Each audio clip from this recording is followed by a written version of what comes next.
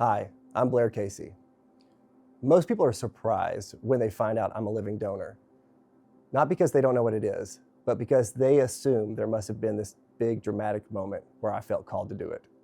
The truth is, it wasn't dramatic at all. I'm a firefighter and a medic. I've spent my career responding when things go wrong, when someone else is having the worst day of their life. So when the opportunity came up to donate part of my liver, my first thought wasn't heroic or emotional. It was simple. If I can help, why wouldn't I?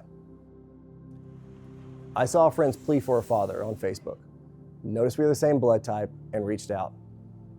A handful of days of running tests, and then a month later, I was donating. My recipient is a retired police officer. In a couple of days, we will celebrate our 6th liver anniversary. We are still in touch, and I gained a new family because of the donation. Donating part of your liver is a major surgery. It's weeks of recovery, it's pain, uncertainty, and a long list of what-ifs that nobody really prepares you for. You have to be okay with the fact that you're volunteering to be the patient. You're choosing to step out of control.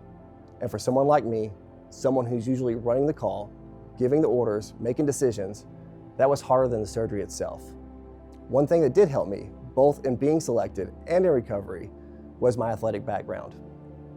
I've competed in everything from 5Ks to 50Ks, precision rifle series matches, run and gun events, and various traditional sports. Training has always been a big part of my life. Not because I want to win anything, but because I believe in being ready, physically and mentally. That foundation mattered. It showed up in the evaluation process and how my body handled the stress of the surgery and how I approached recovery.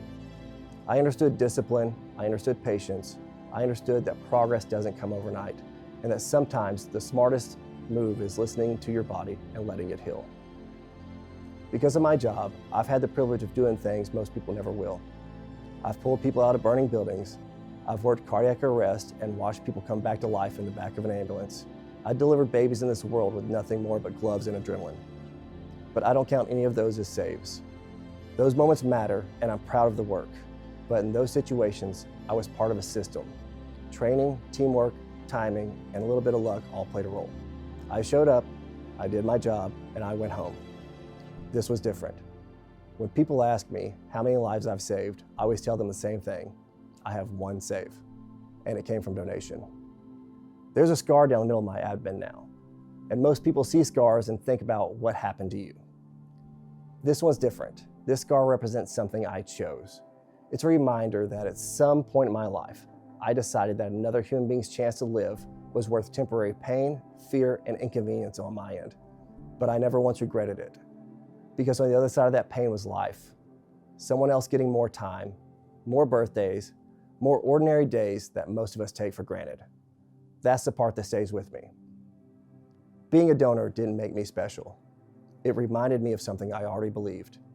That service doesn't always look like a uniform, that strength isn't always loud, and that sometimes the most meaningful thing you'll ever do is something nobody else sees, except the person whose life you helped to save.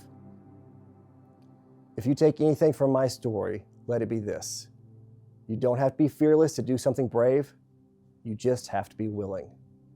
And if a scar is a price of giving someone else more time to live, I'd pay it again every time.